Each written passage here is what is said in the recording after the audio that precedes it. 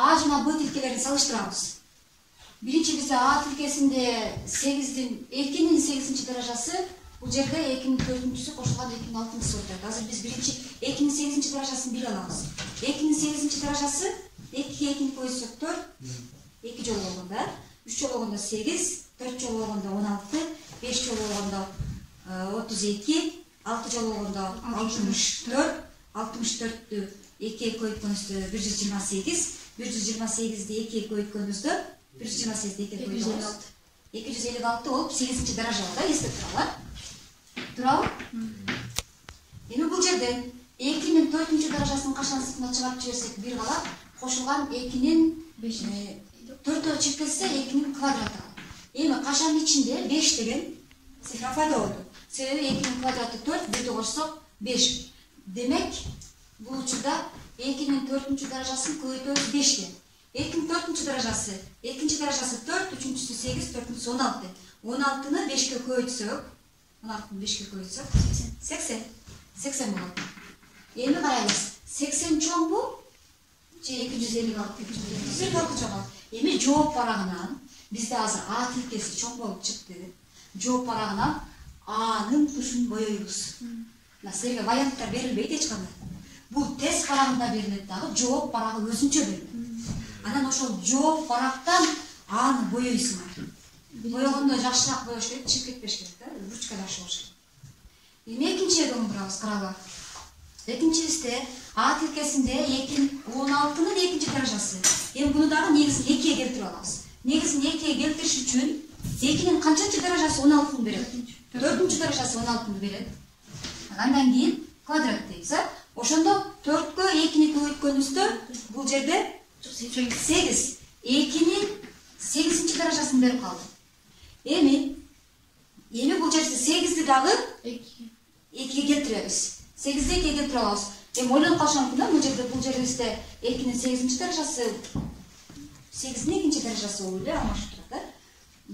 2'ye келтире турган болсок, 2'nin 3. darajасы бизге 2'nin чубу 8'di берет. Эми экөөнү көбөйтүп жиберсек, 2'nin 6. darajасы. Салыштырабыз. 2'nin 8. darajасы чоңбу же 2'nin 6. darajасы чоң? 2'nin 8. darajасы чоң. Бул учурда дагы бизде А чоң болуп чыкты. Эми бул жерге доңдурабыз. Карагыла. Кашанын сыртындагы 2 менен кашанын ичиндеги даражалар бири-бирине көбөйтүлүп кетет. Ошондо 2'nin 4. darajасы келип чыгат. 2'nin 4. darajасы. Эми бунубуз 2'nin квадраты канча болот? 2'nin квадраты деген да түшүнүрөт бул. 2 болуп турса силерге кызыктай көрүнүшү мүмкүн да.